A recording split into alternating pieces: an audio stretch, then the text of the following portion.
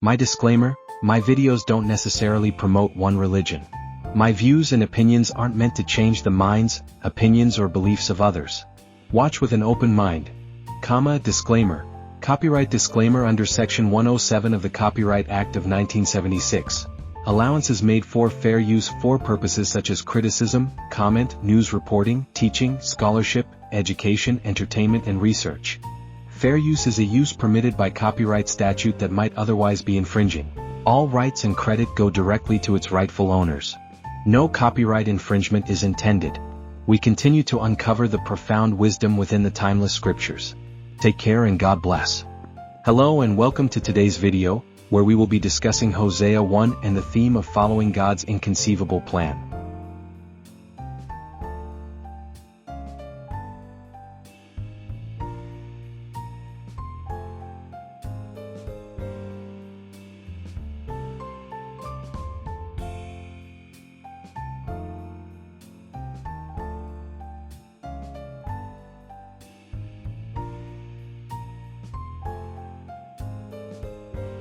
Hosea 1 tells the story of the prophet Hosea, who was commanded by God to marry a woman who would later become unfaithful to him. This marriage was meant to be a physical representation of Israel's unfaithfulness to God. It was a difficult and unconventional plan, but Hosea obeyed without question. This story reminds us that God's ways are not always easy to understand. His plans may seem inconceivable to us, but we are called to trust and follow them nonetheless. Just like Hosea, we are called to be obedient even when the path seems difficult or unclear. This story also reminds us of God's unfailing love and faithfulness towards us, even when we are unfaithful to Him. Despite Israel's unfaithfulness, God continued to love and pursue them, just like Hosea continued to love and pursue his unfaithful wife. So, as we read through Hosea 1, let's reflect on our own lives and consider how we can trust and follow God's inconceivable plan, even when it may seem difficult or confusing. Let's also remember God's unfailing love towards us, and strive to reflect that love in our own lives.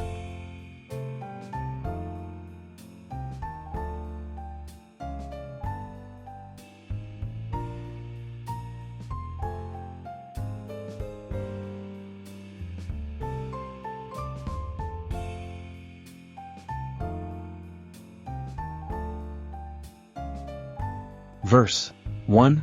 The word of the Lord that came unto Hosea, the son of Beeri, in the days of Uzziah, Jotham, Ahaz, and Hezekiah, kings of Judah, and in the days of Jeroboam the son of Joash, king of Israel.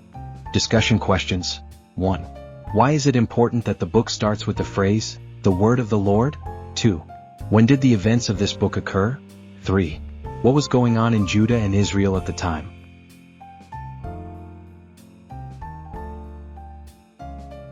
One. The word of the Lord. A number of prophets begin their books with this phrase: Joel, Micah, Zephaniah, Zechariah, Malachi. It is a reminder that the message is from God. It is authoritative and trustworthy. The opinions inside are not man's but are God's. 2. In the days of Uzziah, Jotham, Ahaz, and Hezekiah, kings of Judah, and in the days of Jeroboam the son of Joash, king of Israel. His ministry would have been from roughly 760 to 710 BC. Judah was conquered by Babylon in 587 BC. Jeroboam son of Joash. Jeroboam was a contemporary of Uzziah. He was the 13th king of Israel and reigned for 41 years.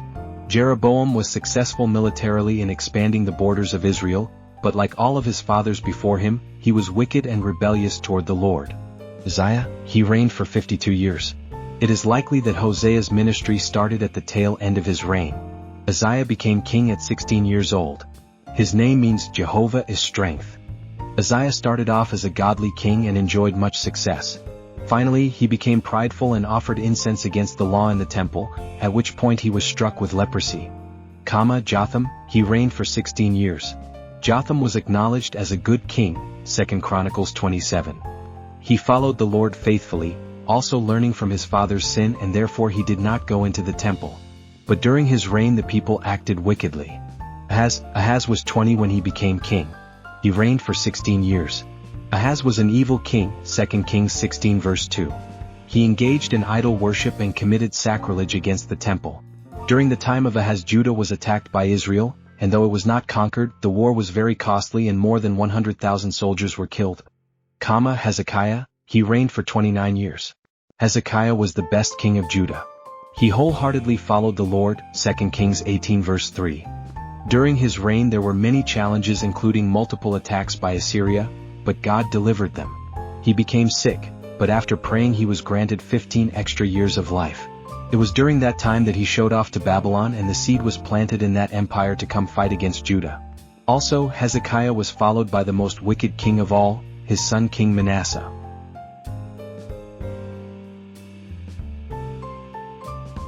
Verse 2-3, to the beginning of the word of the Lord by Hosea.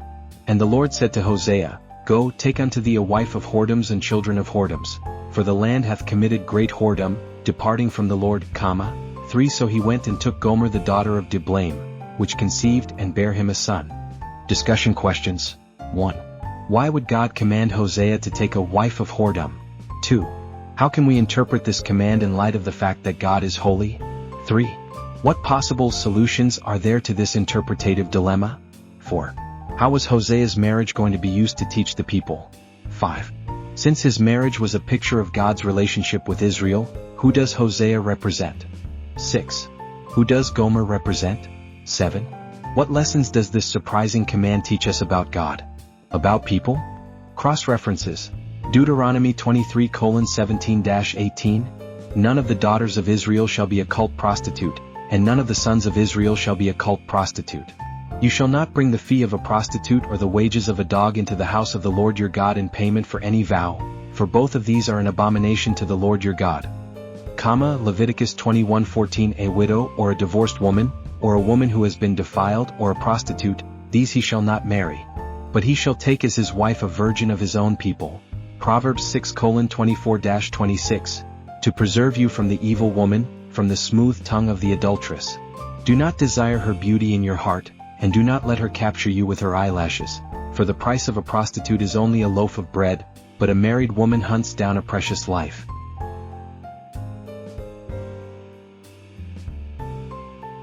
1. Take to yourself a wife of whoredom. Here is a phrase you will not often see. God commanded Hosea to marry a wife of whoredom. This phrase does not identify Gomer as a prostitute, but does highlight her unfaithfulness. If Gomer was already unfaithful at the time of the original marriage to Hosea, it would be more difficult to reconcile the moral implications of God commanding him to marry her. More likely, Gomer was faithful at first, and only later abandoned Hosea and demonstrated unfaithfulness. Gomer would act as an allegory demonstrating the Israelites' unfaithfulness as a nation against God, while Hosea represents God's faithfulness and steadfast love. God looked forward in time and knew how many times Israel would rebel against him, and yet still called them out of Egypt, extended the Mosaic covenant to them, and finally led them into the promised land. In a similar way, Hosea looked forward in time and knew that Gomer would betray him. Yet just like God, he still acted in love and fulfilled his own covenant obligations to Gomer. Throughout the book we will see that God uses this relationship as a visible picture of his relationship to the nation of Israel. To properly illustrate this symbol, the prophet Hosea must act with love and commitment even when he knew what Gomer would become. Hosea must have unconditional love like God did, or the object lesson would fail. And we will see that Hosea does just that. Application. For the men, how would you as a single guy have felt if God had given such an instruction to you? What lessons do you learn from Hosea's willingness to obey God in this? 2. We can see ourselves in this story. Although the story of Hosea and Gomer is a picture of God and Israel, it is also similar with God and us. Do you see yourself as Gomer or Hosea in this story? Actually, we can see ourselves in both. Gomer, like Gomer, we are undeserving of God's love. We have proven ourselves to be unfaithful again and again. Even after salvation, we knowingly sin and break God's law. Though his love is perfect, we still are from time to time enticed by the sins of the world. He took the initiative to love us first, 1 John 4 verse 19. And he still loves us and forgives us no matter how many times we disappoint him. When we think of the story in this way, we are reminded of God's faithfulness and hopefully grow more thankful to him. Hosea. God calls us to love and forgive others, even though they don't deserve it, Ephesians 4 verse 32. Your friends, family and spouse will let you down. Perhaps they will not betray you to the level Gomer did to Hosea, but they will sin against you. You will be tempted to react in the same manner. But God calls us to be holy as he is holy. He wants every believer to show the same love, commitment, grace and forgiveness toward others that he did toward Israel. God is our ultimate standard. Hosea admirably gave us a model of how a person who is committed to obeying God can, by His grace, do the same thing. Application, we should be thankful for God's love and forgiveness. And in turn we should be motivated to show the same love and forgiveness to others. Is there someone who has sinned against you and hurt you whom you need to forgive? Are you willing to approach them this week and say those most difficult words, "I forgive you"?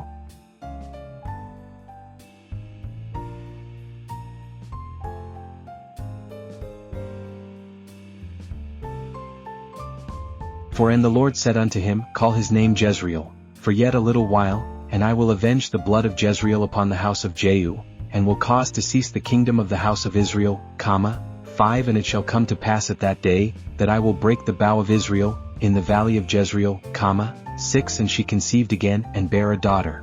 And God said unto him, Call her name Loruhamah, for I will no more have mercy upon the house of Israel, but I will utterly take them away, 7 But I will have mercy upon the house of Judah, and will save them by the Lord their God, and will not save them by bow, nor by sword, nor by battle, by horses, nor by horsemen. 8 Now when she had weaned Loruhamah, she conceived, and bare a son, 9 Then said God, Call his name Lomi, for ye are not my people, and I will not be your God, 10 Yet the number of the children of Israel shall be as the sand of the sea, which cannot be measured nor numbered, and it shall come to pass, that in the place where it was said unto them, Ye are not my people, there it shall be said unto them, Ye are the sons of the living God, 11 Then shall the children of Judah and the children of Israel be gathered together, and appoint themselves one head, and they shall come up out of the land, for great shall be the day of Jezreel. Discussion questions. 1. What was the significance of Hosea's children's names? 2. Who chose his children's names? 3. What does even this fact teach us about the role of parents as stewards of their children? 4. How might you have reacted if God commanded you to name your children these names? 5. What are some challenging things you have to face as a parent who is raising children to serve God? 6. Why should he name his first child Jezreel? 7. Why should he name his second child No Mercy? 8. Why should he name his third child Not My People? 9. What do we learn in these verses about the Jews' relationship with God at this point in history? 10. What important promise is seen in verses 10-11? Lorem ipsum. Cross-references. Zechariah 10:9. Though I scatter them among the peoples, yet in distant lands they will remember me. They and their children will survive, and they will return. 2 Kings 9:7-8. You shall strike down the house of Ahab your master, that I may avenge the blood of my servants the prophets, and the blood of all the servants of the Lord at the hand of Jezebel. For the whole house of Ahab shall perish, and I will cut off from Ahab all the males in Israel, both bond and free. 2 Kings 10:11. So Jehu struck down all who remained of the house of Ahab in Jezreel, all his great men and his close friends and his priests, until he left him none remaining. 2 Kings 10:29-31. However, Jehu did not turn away from the sins of Jeroboam the son of Nebat, who had made Israel sin, that is, from the golden calves that were at Bethel and Dan. And the Lord said to Jehu, Because you have done well in doing what is right in my sight, and have done to the house of Ahab all that was in my heart, your sons shall sit on the throne of Israel to the 4th generation. But Jehu took no heed to walk in the law of the Lord God of Israel with all his heart, for he did not depart from the sins of Jeroboam, who had made Israel sin.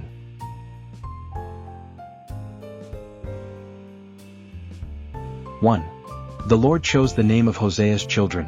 From this, we are reminded that our children belong to God. Psalm 127:3-5. Behold, children are a heritage from the Lord, the fruit of the womb a reward. Like arrows in the hand of a warrior are the children of one's youth. Blessed is the man who fills his quiver with them. Psalm 139:13-16. For you created my inmost being, you knit me together in my mother's womb. All the days ordained for me were written in your book before one of them came to be. Children are entrusted to their parents' care. Their parents' job is to raise them as good stewards, to train them in the way of the Lord. When they grow up, the parents then shoot them as arrows, launching them to be used for God's glory how he sees fit. The example of Hannah is an inspiring one. Before Samuel was born, she dedicated him to the Lord. As soon as he was weaned, she took him to the temple to begin serving the Lord. Though she saw him every year, she recognized that Samuel belonged to God and treated him as such.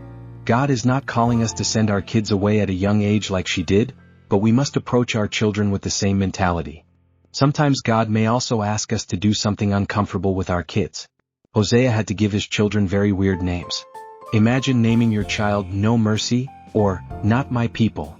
But Hosea was obedient. Even before his children were born, he obeyed God's will for his children, namely that they be used as object lessons to teach the country fundamental principles about God's relationship to them. God enabled Gomer to conceive and have children at specific times for specific reasons. Hosea acted as a good steward of his children by obeying God's instructions for them, no matter how strange. Application: you cannot hold on to your children forever. They should not be viewed as an investment to provide for you in your old age. Neither should they be viewed as a proxy so that you can live out your dreams through them. In some aspect they are a resource, your very greatest resource to use for God's glory. Name 1 to 2 specific ways you can dedicate your children to God. 2. I will punish the house of Jehu for the blood of Jezreel. Jehu was commanded by God to strike down and kill all of Ahab's house. 2 Kings 9 verses 7 to 8. And indeed he was commended by the Lord for doing that. 2 Kings 10 verse 30. Yet here in Hosea 1 verse 4, God says that he is going to punish Jehu's house for the blood of Jezreel. So, was Jehu going to be punished for obeying the command of the Lord? There are 3 possible interpretations.